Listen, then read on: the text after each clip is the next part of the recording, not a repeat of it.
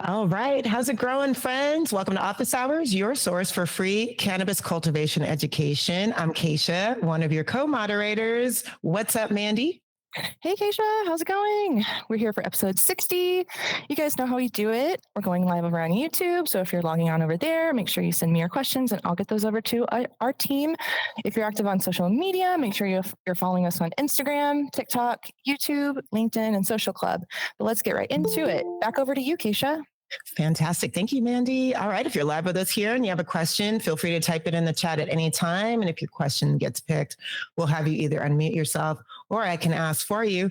We got Jason in the studio today. Jason, how you doing? I'm doing wonderful. Spring's kicking in here. Yes, I know. We've got some sunshine in Northern California. Finally, monsoon season might be over. But we have something very exciting we want to show folks today. Let's get into it. Our new VPD calculator is officially live. Right on. Thanks for kicking us off. I'm going to share my screen here and we're going to take a look at the VPD calculator. So obviously, we've seen quite a few of these over the internet and we get asked fairly commonly, which one's best or what's a good link to it. Good link, vpd.aroya.io, and that's where this chart lives. So we've built this out and it looks fairly similar, a little bit refined to some of the charts you might get used to seeing. Some people use Excel sheets for them. This is nice and interactive. So all of these different areas represent good places to be. So this dark green is usually ideal VPD. And we've got some options over on the right side. First thing I'm going to do is turn it on to Fahrenheit because I'm not as used to using Celsius. And basically what we can do is we can either choose an area on the left side. So for me, if I wanted my temperature to be about 80 degrees, I could click into here and see that my ideal relative humidity would be about 72 degrees. And we can also change the slider on the right, and it's going to adjust either the y-axis or the x-axis or the offset based on the settings to the right. So as usual, I like to go for a target temperature and then set my humidity in the room according to VPD charts. And we've talked a lot of times about the ideal VPD for plants throughout their growing life cycle. And for cannabis, usually, during flower, we like to be between about 1 and 1.4. So typically during the start of flower, we'll be around that 1.0 range for VPD, and we'll start to dry things out a little bit towards the end of the flower and be up towards that 1.4.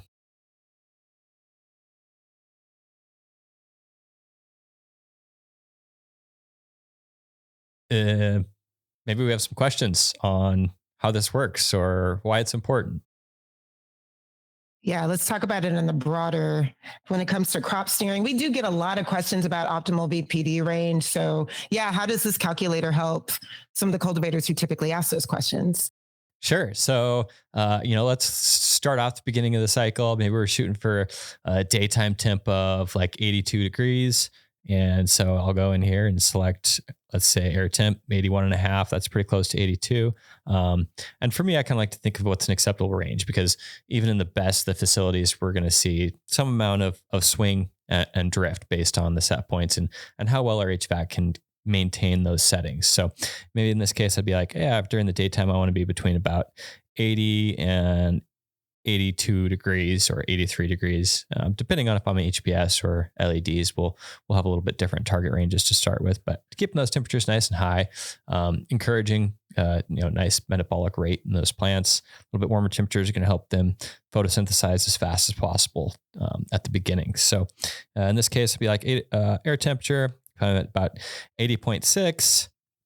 And if I want to maintain a 1.0 VPD, we can see there across the top, my VPD with these settings would be about 1.03. So my air temps between 80 and 82, I'd want my relative humidity to be between 70 and, I'll shift this over and go to 82, 82.4. That's all right. And we can see I'm going to have to decrease my relative humidity just a little bit, 69%.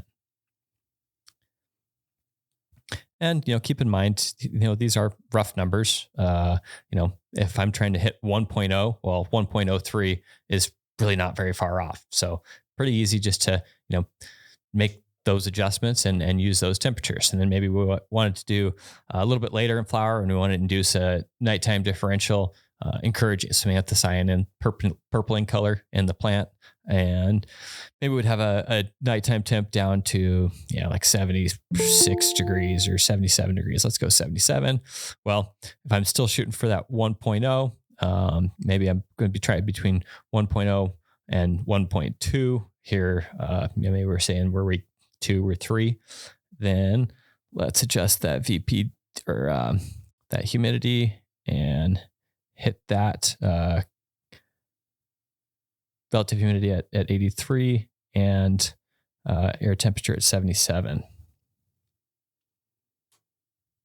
And then if we go the other way for the high side, air relative humidity at 78, air temp at 77. And one thing to notice here is I haven't been adjusting my leaf temp. Make sure that you get that right as well. Here in a little bit, we'll discuss why leaf temperature is so important for VPD. We get questions all the time about, hey, how come we're not adjusting for leaf VPD? And really what it comes down to is we don't have a sensor right now that is providing those leaf temperature readings into AROYA. A leaf temperature is not a super easy reading to acquire as far as accurately addressing what the entire plant population, the spatial differences lower in the canopy can affect. So as far as leaf temperature, a lot of times if I don't know it, I'll just kind of keep it set pretty close to what my air temp is and go from there. If you do have an infrared thermometer or best yet, thermal imaging camera, then get an idea of what your average leaf temp is and use that for a leaf vapor pressure deficit. Obviously, some of the things that impact how the plant is feeling as far as a leaf VPD is it's going to be temperature of your irrigation, it's going to be amount of airflow, and it's going to be most importantly the temperature of the room. And so the reason that we're usually talking about the temperature reading from the Atmos 14, their climate station, is because that's the information that you can capture. And it's also the VPD that's going to affect your leaf temperature, VPD, the absolute most. So it's like, hey, here's an optimal variable. Here's the controlling variable. Let's take a look at the controlling variable so that we can achieve what the optimal variable needs to be at. This is an awesome tool, and it looks great. I can't wait to play around with this myself.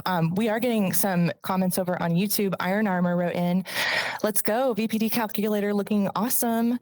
How can I account for the leaf surface temperatures now, though?" Well, I guess this is a good time to segue into some of the work that I have done in the past during my time as a cultivator, and I'll just bring up, the easy question. Get yourself a thermal camera. It's going to be by far the most efficient way to use your time valuably. If you go in infrared thermometer, that's great. But what you're doing is taking a lot of very small spot readings. And realistically, you need to be taking a pretty large number of those to get a good idea. Thermal camera is going to get you a full picture of what you're trying to deal with. And I'll just bring up some of that imagery that I've done in the past to get an idea of what is leaf surface temperature, what does it look like across the plants. And in this case, I was using a FLIR. Thermal imaging cameras can be fairly expensive, anywhere from $200 for a very low quality one to up to maybe 10 grand or above if you want a high quality one. In most cases, it's going to be about the resolution of that camera. In this case, this is fairly low resolution, as you can see. Those cheaper ones are going to be like 60 by 80 pixels. And so that's the number of infrared dots that it's showing on the screen. Obviously, the higher the resolution in one of these cameras is going to present a more clear picture. But that being said, this is obviously something that we can't see with our eyes. And so this tool is providing me an idea of what is the range of these temperatures across my canopy, across my plant, etc. In this case, we're looking directly at the bud. And the bud is not the flower. The flower is not transpiring nearly as much as the leaves are. And we can see here at the top of the canopy, our leaves are the warmest, where the solar radiation from our lights, from the sunshine in this case, 'cause this was a mixed light greenhouse, is heating up those leaves more. Down in the canopy, we've got plants that are, or leaves that are still transpiring, yet not getting as much solar radiation. So they're cooler. Here's kind of a side shot. I really like this one because we get to see the outlines. It looks like it's photo edited, but this is a non-edited representation from that thermal imaging. And in this case, we can see, all right, my point measurement here is at 68.2, and my range of temperatures in this picture is 67 to 74.3. So in this case, the black spots down here are at about 67 degrees Fahrenheit, and some of these flowers are up into 74.3.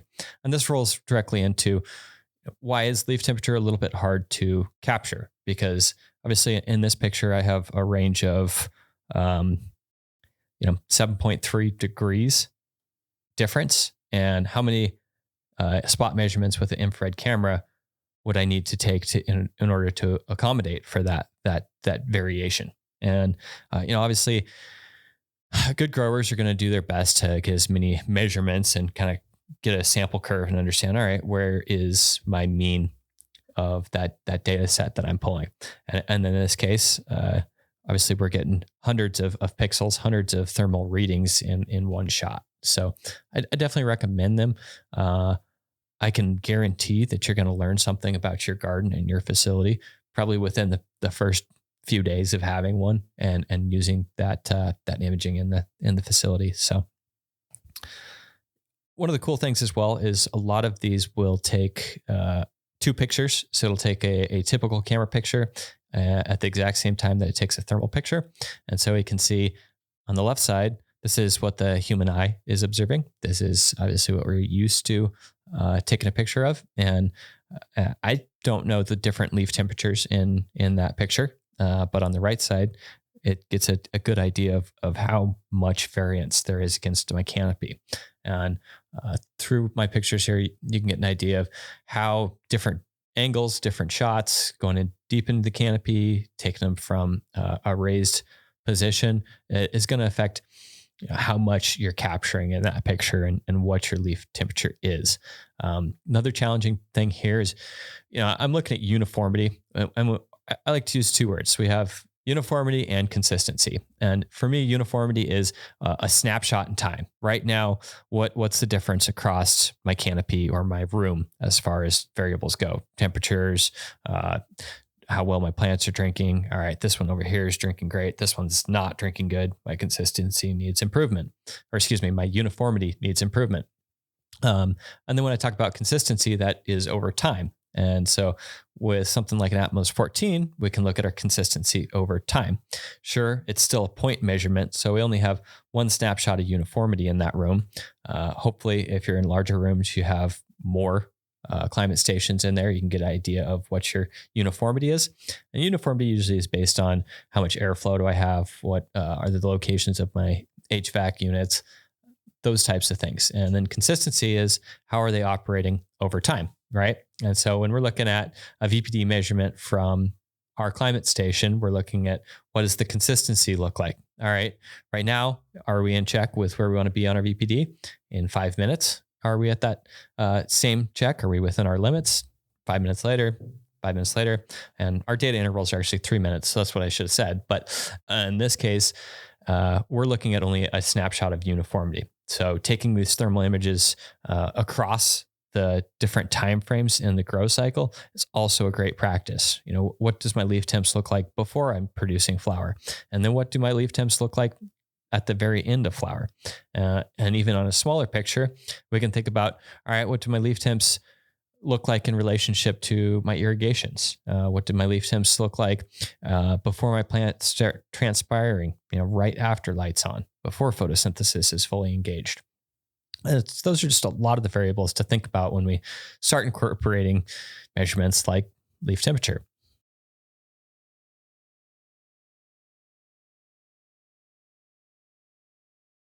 Jason, these pictures are amazing. They're just really cool. There's a whole universe in that plant. It's really wonderful to see. Also, what I'm hearing is like, you're really emphasizing the importance of crop registration. Like if you don't know some benchmarks and some values from what you're doing, the VPD calculator can't really like support you that well. Yeah. When you think about, there's an old saying, garbage in, garbage out. And our VPD calculator's just the same. If some of the information that you're putting in there isn't relative to what's actually going on, then you may have some challenges setting that temperature or humidity correctly for that environment. I got another question for you, and we've had this asked before, but do you have are there any particular brand or models that you recommend for taking leaf temperature? I've only worked with FLIR, and they've been a long-standing industry leader with them. Fluke makes lots of thermal imaging units. I think there's a company called Seek that lets you plug them into your phone and use them. There's definitely a couple newer ones out there as well. But in this case, I took this from up on top of a ladder, and we can see how cool the floor, that concrete floor, is.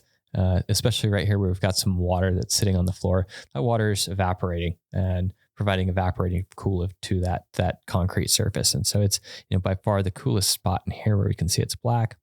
And then down in on the canopy, we get to see yet again those colas, and deeper into the canopy, a little bit cooler temperatures. So something like this would be a great way, because I'm shooting about the median color of that area, and we could see, hey, I'm at about 69.3 degrees. Oops. With highs of about 74 over on the right side, and lows at 67. So we could be like, all right, let's shoot for the median number as our leaf surface temperature that we want to use in our VPD chart. So in this case, I'd be like, let's use right about 70 degrees, maybe 71 degrees. And I only had to take one sample to make that judgment. So rather than spending your time using infrared measurements, which there are some relatively inexpensive infrared radiometers, handheld radiometers, and there's a massive difference in quality on those. It's kind of like the hygrometers that we see. A lot of those, sub $50 hygrometers that we're so used to walking into a grow room and looking at the temperature and the relative humidity and then the highs and lows. A lot of those are working off of a range of plus or minus 7 degree temperature and plus or minus up to 10 degrees relative humidity is what I've seen on some of those specs. And, that accuracy just doesn't help you make good choices for what the plant feels. And this one's kind of cool. I think one of my other favorite parts of this I've always wanted to do some work with is when we're looking down here, we can basically count the colas, and we can see the grid as well. So we know how many colas per square inch that we have popping up through our canopy here. And I'll roll through the rest of these fairly quick until I see something I want to talk about. This is a side shot. This was in some well overgrown moms. Kind of fun just to see, hey, when we get even deeper in the canopy away from the aisle or close to the wall, we have even cooler, probably less airflow, less radiation hitting the plants down in there. On top of what you can do with leaf surface temperature on thermal imaging, it's just a good piece of equipment to have, because we can start looking at how our drippers work, how well our fans are working. Do we have equipment that's starting to overheat? Just checking on maintenance, facility operations type of stuff that we can't necessarily evaluate very easily just as a human being. So in this case, we can see, the top of those pots are a lot warmer just from some solar hitting them. This is one of the mom pots, same kind of thing, some solar radiation hitting the top of the pot here. It's definitely warmer, probably because it's a little bit drier towards the top of the pot. Here on the outside, we can see it might be cooler down here at the bottom, just because we have some evaporation coming out of the side of this net pot. As I mentioned, things like, drippers. In this case, this is a really easy red flag that dripper on my right. Hopefully it's your guys' right. The one with the much smaller cool spot. So this was actually right while we were irrigating. And in this case, we can see that the irrigation water was probably about 63 degrees, 62, 63 degrees coming in. And here by this stake, we've got a pretty big spread out, a pretty big gradient of that cooler water. We can see that, hey, the cool water's coming in and it's reducing the temperature in that. On this one, we can see that there's not a lot of cool water coming in, and that was a clogged emitter. Pretty easy to find just by walking around scanning it and fixing those up. Kind of a fun picture here as well. I did want to point out the temperature of this fan on the wall. The fans are their liability if they get too hot and start to fail. So, keep an eye across the room. Hey, do we have some really old fans that are getting hotter? Have we changed models? And some of them are running beyond the ranges that we want to. Do we need to just clean those out to make sure they're getting good airflow through the motors? All those are things to kind of think about beyond just the plant. Obviously, the better the facility can operate, the better that we can grow. And here's another. This was an exhaust fan in a greenhouse. And right here just below the fan, we can actually see the motor. It's this bright yellow spot right here, about 90 degrees. And we can see the belt going up to drive that fan. And we can see, hey, right around the fan, we've got pretty cool temperatures pushing out.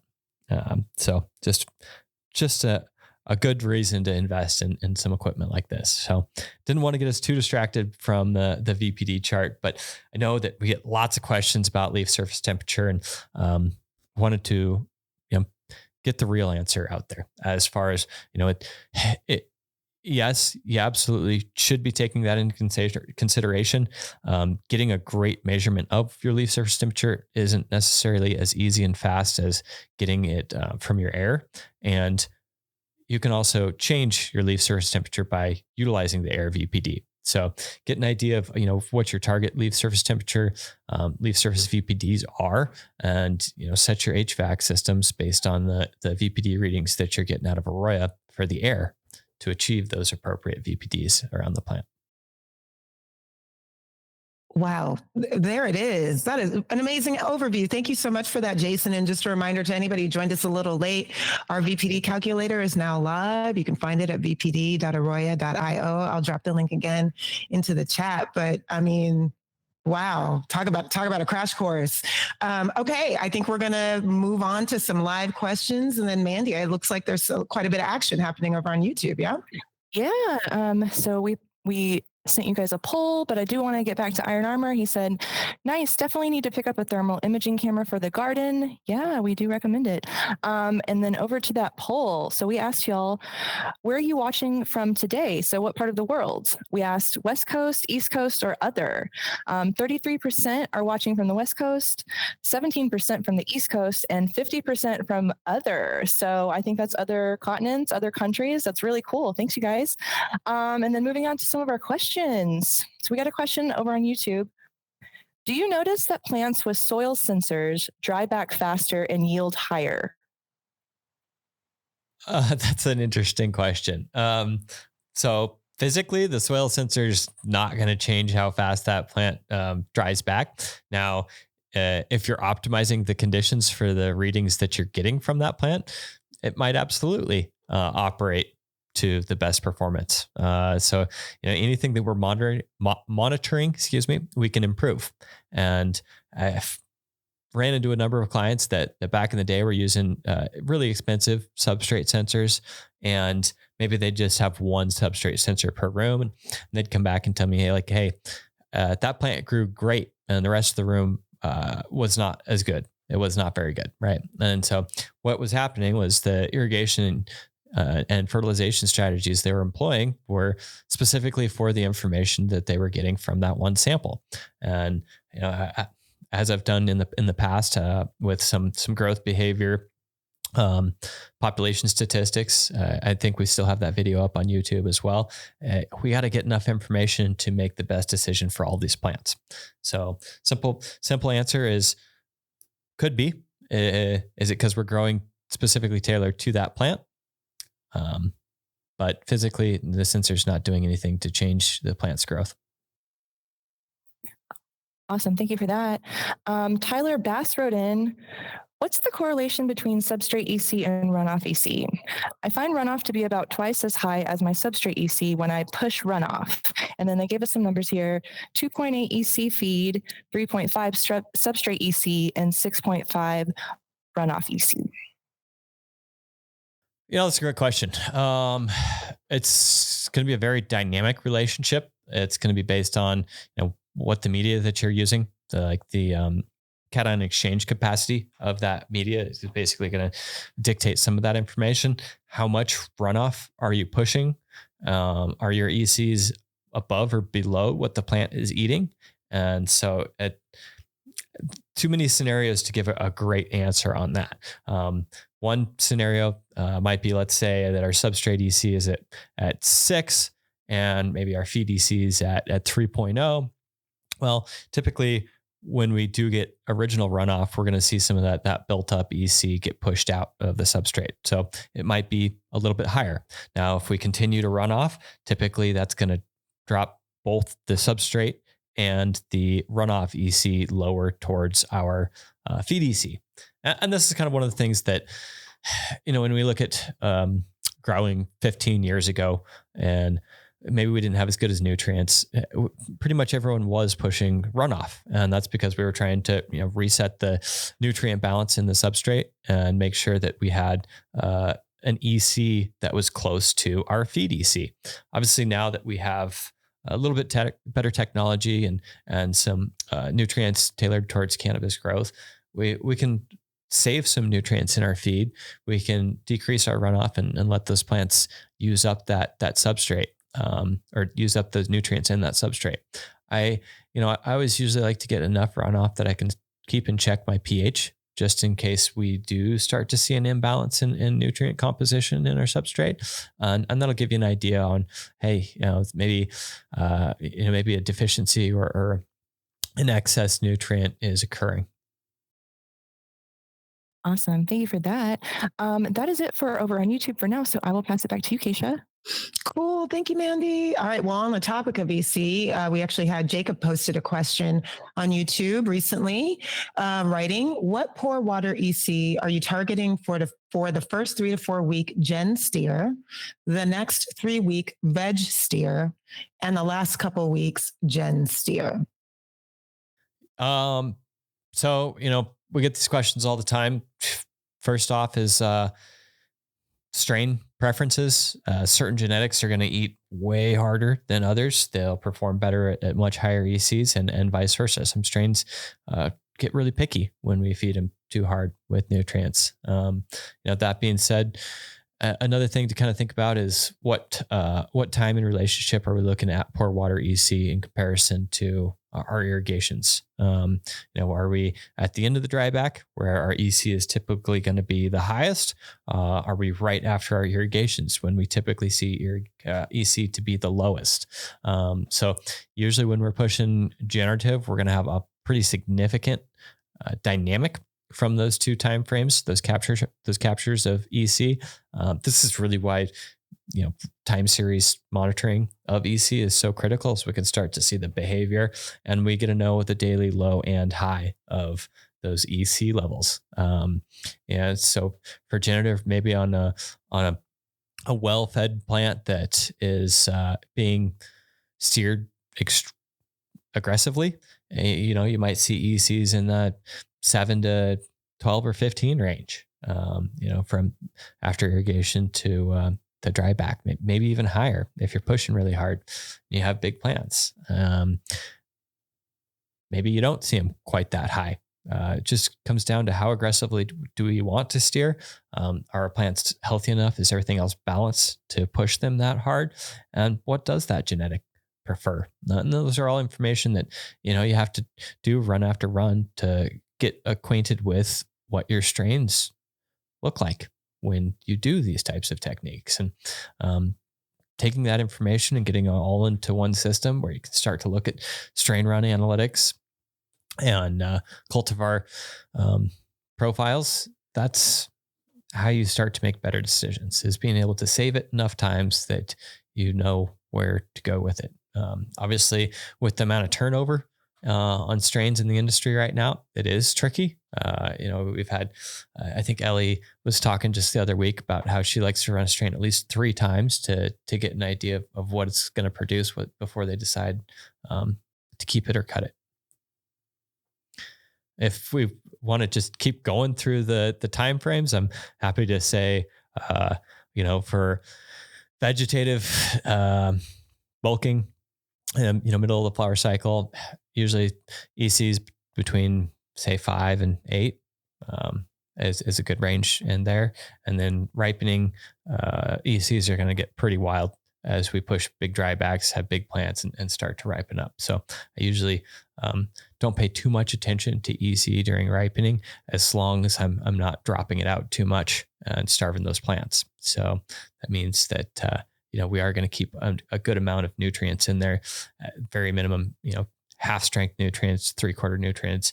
Even preferred is, reducing the nitrogen amounts in your feed and move into different forms of calcium intake.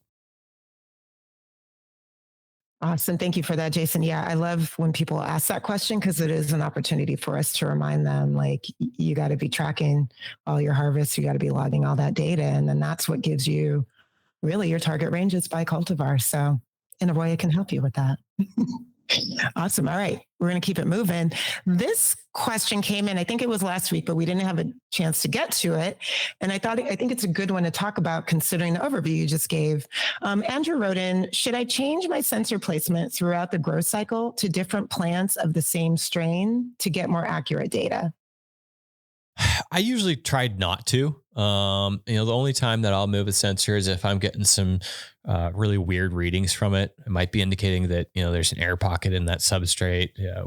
I was just talking with a client today. They had some chunkier cocoa. And, my guess is that, hey, every once in a while it's hitting a chunkier piece of cocoa when we're getting it inserted, and it might be creating a little bit of a cavity. And a lot of times we'll just see with those cavities is either we get drier readings than we want or wetter readings than we're used to getting.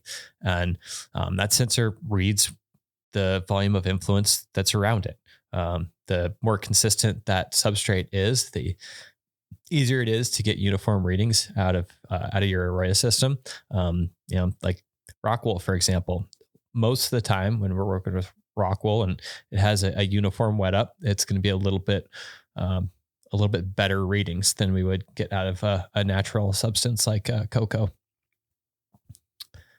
And yeah, I know rockwool is it is stone. It's blown stone, so it's natural as well. I just kind of meant in composition as well. And cocoa, like when it gets compressed, that does help the consistency throughout the pot. But those are always going to be variations that we have to get used to. So, I'll go in and make sure that the sensor is at the right height. Make sure that it is flush with the media. If you're using hard round pots, make sure you cut out a rectangle that's large enough for the sensor body to sit completely flat with the substrate, with the media that's inside of that pot. Any of the prongs that is exposed to air are going to cause drier readings, higher ECs typically.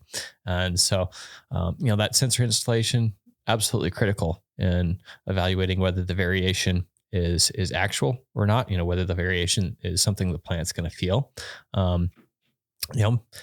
If installation looks good, check out your drippers.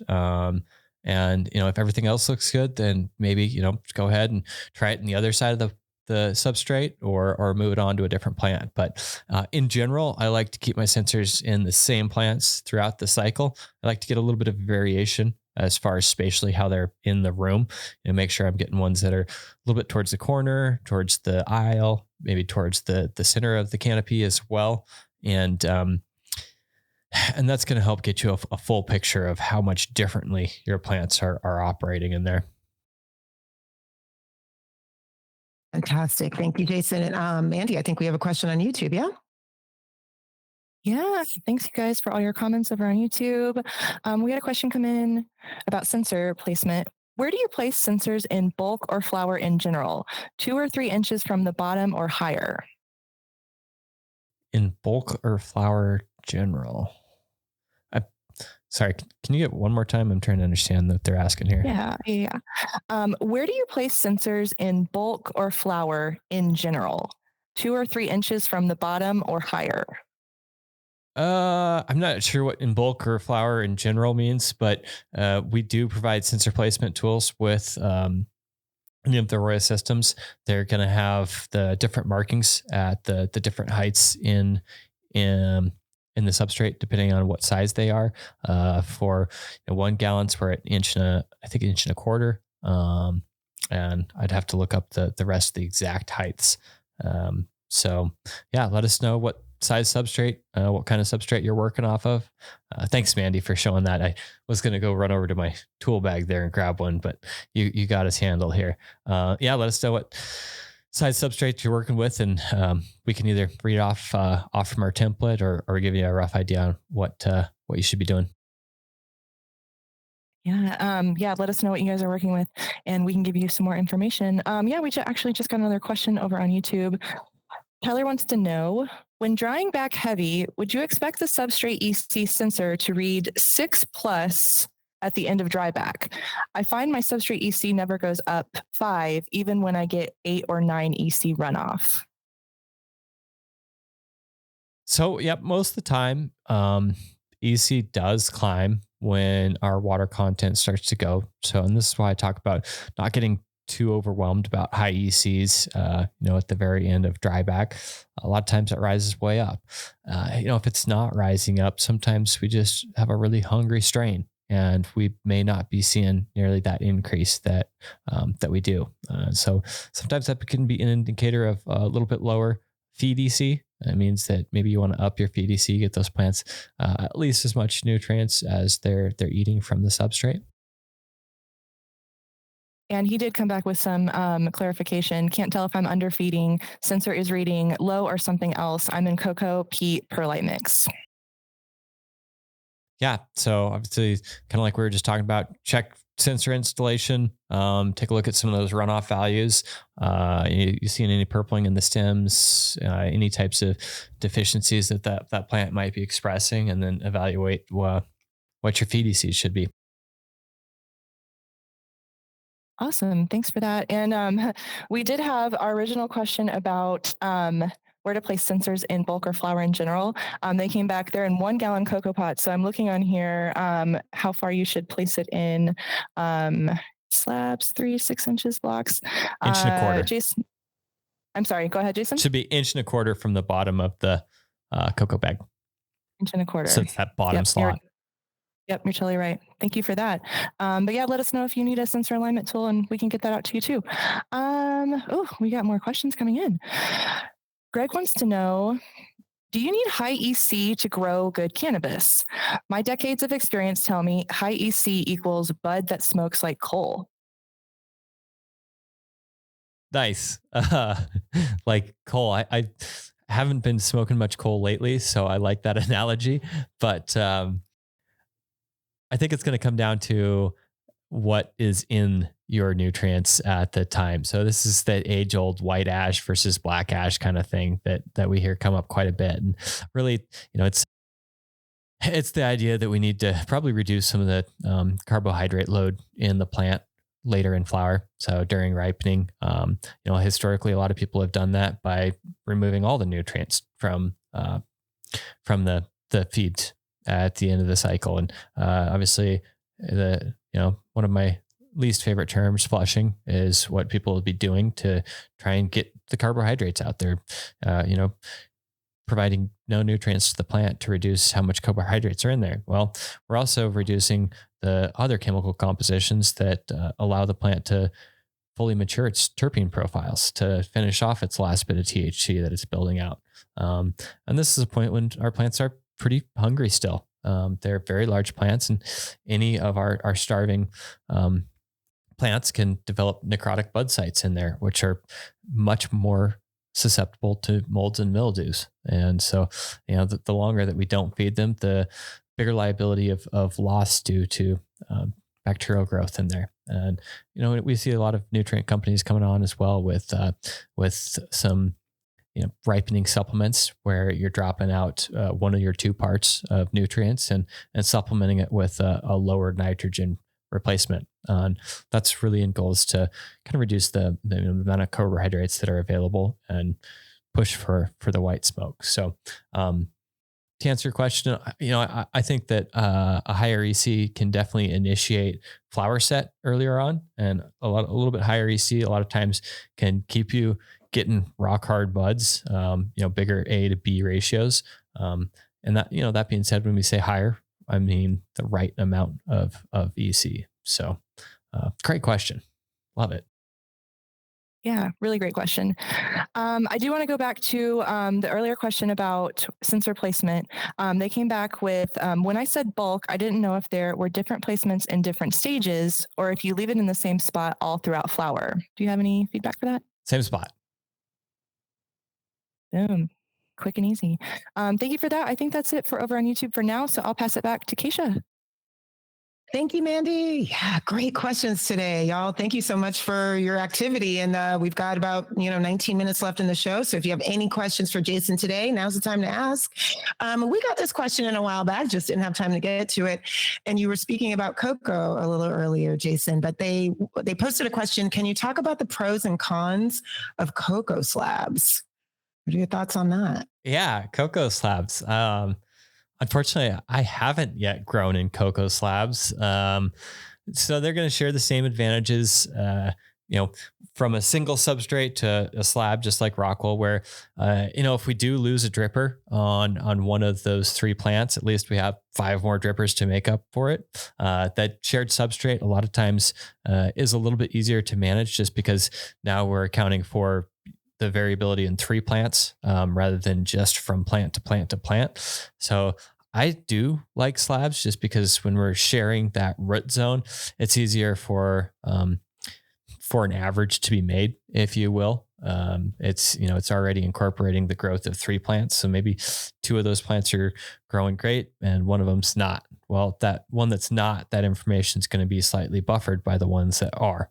And so anytime that those are in a shared substrate, we're probably a little bit more likely to have some uniformity in the room. And our sensor data might be easier to interpret. That's good to know. Thank you. That was a great question. Yeah. A couple other things just in general about slabs is a lot of times they are a little bit easier to wet up simply because we can use our irrigation systems. We let that bag to fill and then we'll cut the slits in.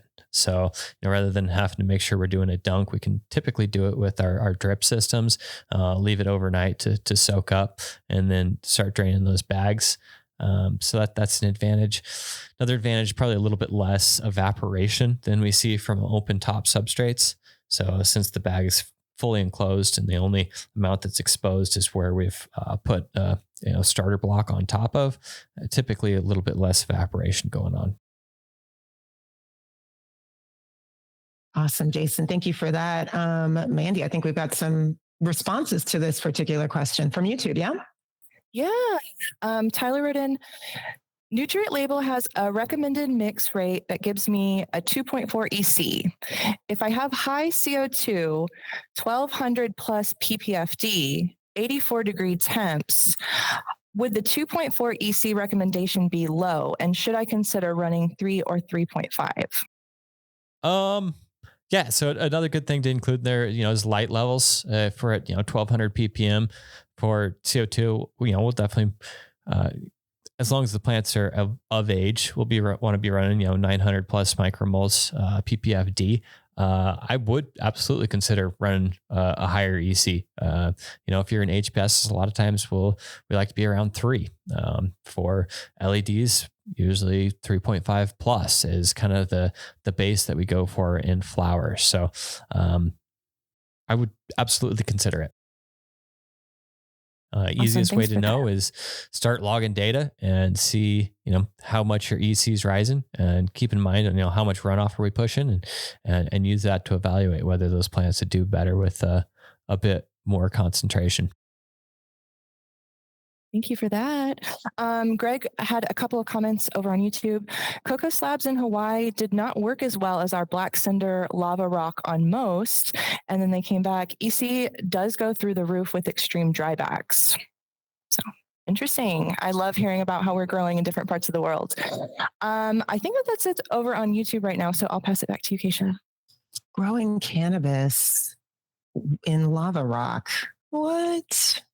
I love that. That's amazing. Okay. Nox Tromox left a comment on our YouTube, and they want to know what you think about schwazzing technique. I had to look it up. According to Advanced Nutrients, schwazzing involves stripping all cannabis fan leaves beneath the top 2 or 3 nodes at 2 key times, once at the start of the bloom phase and again at the beginning of the 3rd week of bloom. So thoughts on that, Jason? So usually I like to be on the side of a little bit less aggressive pruning or de-leafing on those plants. I mean, it is a fine line when we think about, what's the plant's response to this and what are our goals when we're doing it.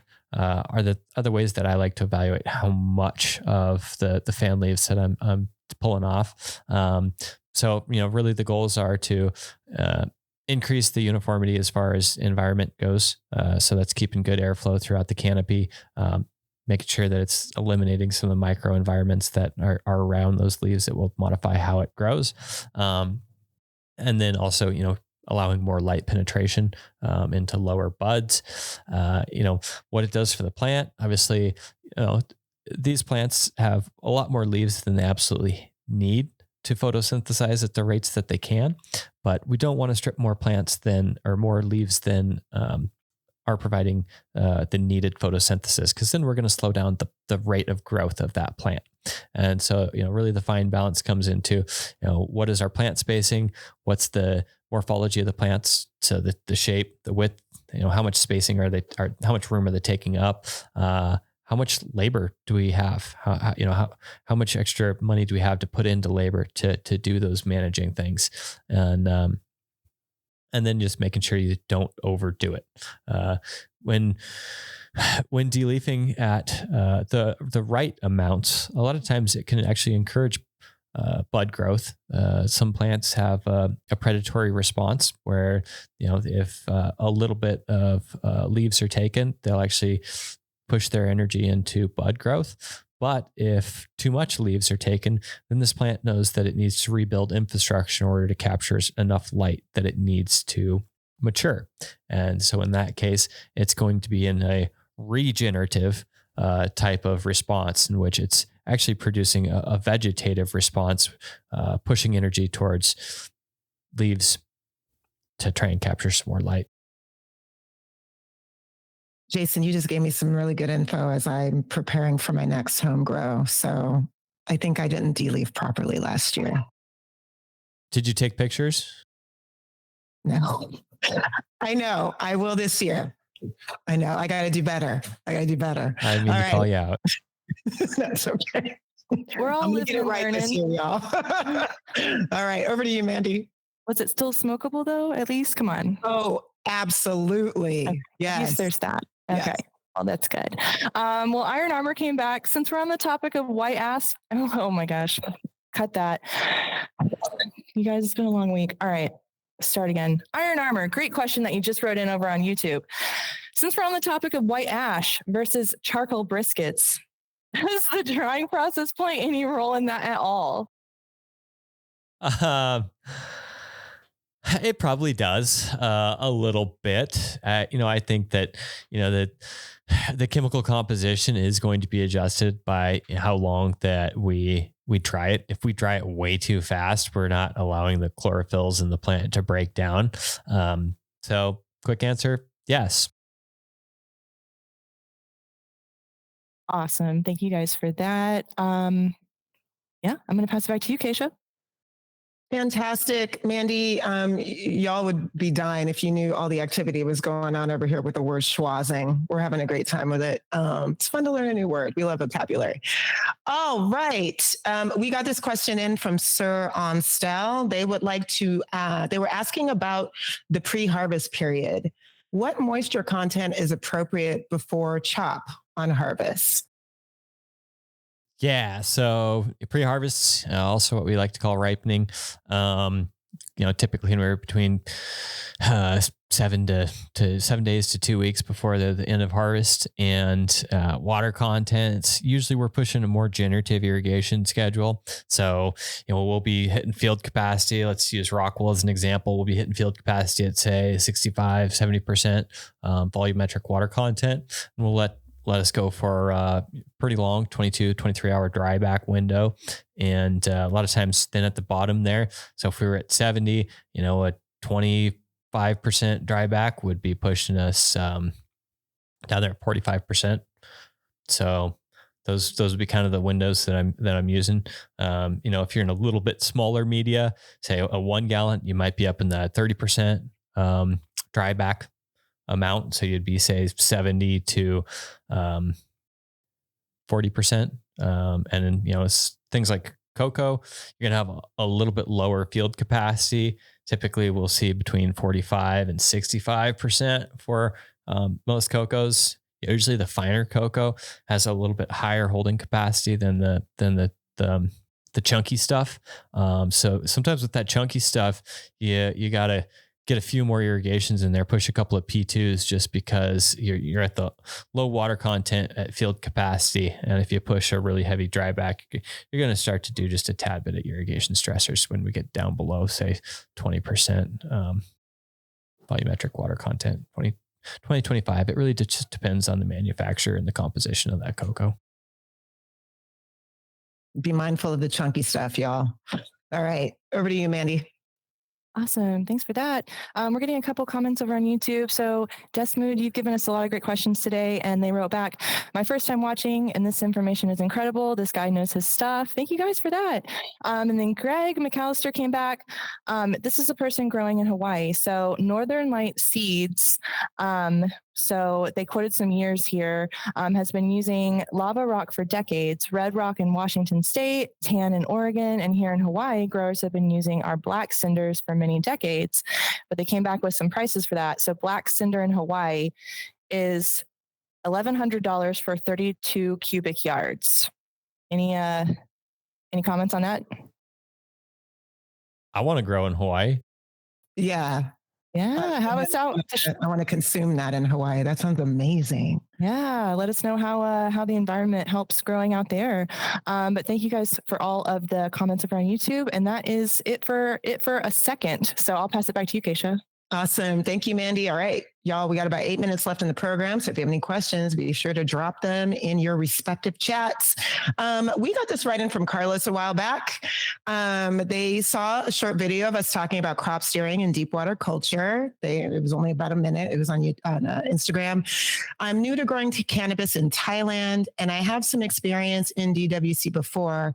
I'm not very good at soil. So I was wondering, is it possible to crop steer in DWC, manipulating EC, since in DWC you can't really do drybacks right? I love this question because I don't know the right answer. And usually what I like to think about is just how the science breaks it down in relationship to the plant. So when we're looking at deep water culture, obviously we can manipulate the EC. We don't have a lot of abilities to adjust how much water that plant has access to. In something like aeroponics, we could change our misting frequency or duration to try and fluctuate the plant's response to water a little bit. But in deep water culture, absolutely using EC. In substrates like cocoa and rockwool, osmotic differentials, increasing or decreasing the osmotic potential between the plant and its nutrient supplying source, whether that be straight fertigation water or with substrate, does make an effect. So I would give it a shot. Yeah, and Carlos, keep us posted if you decide to experiment a little bit over there. Let us know how it goes, because Yeah. I mean, anything that, crop steering, being able to make those decisions to help you grow better would be awesome. Okay. Mandy, you got some YouTube action? Yeah, thank you guys for your questions. So Greg came back. Organic lava rock adds bio. Oh my gosh, there's so much information here. I'm sorry. I'm going to start with this question first, just so we can make sure we get through it. Tyler wants to know, when you talk about a 50% dry back for gin and 30% for veg, if field capacity is 60%, would a gin dry back be 30%, volumetric water content, and roughly 42% for veg? Sorry, I'll drop that in the chat too. I just want to clarify, like when we talk about dry back amounts, that's the amount of volumetric water content. So, it's not a percentage of, how much water is in there at the time. It's an actual value of the total, volume of the substrate. So like it says for Rockwool, a lot of times will be 65 to 75% for field capacity. If we are pushing for, let's say an aggressive generative dry back, that'd be like 30%. So we'd be at, 70% before our dry back, and we'd be at 40% volumetric water content, after the dry back. So right before the irrigation, we'll do our P1s, get up to field capacity, and we'll be back there at that 70%. So, for generative, usually like 30% would be a fairly aggressive. So depending on the size of the media, this is going to be different. If we're in smaller medias, it's going to obviously be a larger number. If we're in smaller medias, it's going to be all we can do, or excuse me, if we're in larger medias, it's going to be all we can do to get up to say, 20% on a dry back, if we're in like a 3-gallon cocoa pot. And for veg, a lot of times we'll be looking more like 10, 15 if we're in a very large media, and in the range of probably 15 to a little bit over 20 if we're in a appropriate sized media. Awesome. Thanks for clarifying that. Yeah, that's it for over on YouTube. Back over to you, Keisha, with our Instagram questions. Thank you, Mandy. Yeah, we got this one a while back from Dave Ray, who hadn't gotten to it before today. Dave Ray was wondering, any idea on the rough calculation on wet versus dry weight for the entire plant? Like if I cut down the whole plant and weigh, what's the approximate weight percentage loss to end at dry flower only weight? It's going to depend on the strain and how well it was grown. I've seen numbers as low as 12%, and I've seen numbers as high as 22%. And so 100% is going to depend on how much bud. I would say if we have more bud, then that's going to be a higher percentage, because that's accounting for more weight than stalks and stems. If you've got a plant that is short and loaded with colas, yet again, a higher percentage. If we're a big stocky plant and maybe we got some more larfier stuff on there, then it's going to be a lower percentage. So, exact numbers, too many variables in here for me to give you a great idea. Yeah. No, for real. Thank you for that, Jason. And yeah, Dave Ray, like if you've got a little bit more insight you can share with us, let's go a little bit deeper, maybe on another episode. Okay. All right, folks, we got like 2 minutes left. I'm going to ask this question. Okay, real quick. And I think I already know the answer to this, but Humboldt High Club wanted to know what tech we recommend on a soil setup. Any thoughts on that? What tech? Yeah. Best tech? Yeah. Use the best tech. For soil setups, it's going to depend on what size of soil beds that you're working with. Sometimes it's a little bit easier to use spray emitters on the soil beds. If you can have a little bit of drainage down in the bottom, maybe you want some gravel down towards the bottom to help that stuff not build up a boundary layer of water, a water table at the bottom. That's going to help you just make sure that it is getting good aeration, that your flow through of water's bringing some oxygen with it. Other stuff, usual HVAC setups, or if it's a greenhouse, usual mixed light setups. Make sure you're logging as much as you can from there. Make sure that you're using a high quality substrate. So your soil needs to be obviously healthy. If you're using it time over time, make sure you're sending out for soil samples and getting amendments that help build the health of your soil. Lots of things you can do. When we talk about the technology, really, when we look at something like rock wool, we're simplifying as many elements as we can. We know exactly what's in that media most every time. When we start to play with things like soil, their composition is changing over time. The chemical makeup of what's in that soil is consistently being modified by the microbes that are growing in it, and so it's much more difficult to know exactly what are we working with without getting soil samples and having a great understanding of what your amendments do and how long it takes for those natural supplements to break down the soil into food for the plant. Yeah. So I feel like the best tech is the tech that helps you get the job done best. How's that for a wrap up? Amazing. Jason, thank you so much for holding it down. Really appreciate you. Great session. Excellent questions. Thanks to everybody who submitted them. Mandy, thank you for holding down YouTube. And Chris, thank you for holding down production in the back. Thanks for everybody who joined today, AROYA Office Hours. We do this every Thursday, and the best way to get answers from the experts is to join us live. If you'd like to learn more about AROYA, feel free to book a demo with us, and one of our experts would be happy to walk you through all the different ways this production platform, cannabis platform, can help improve your production process.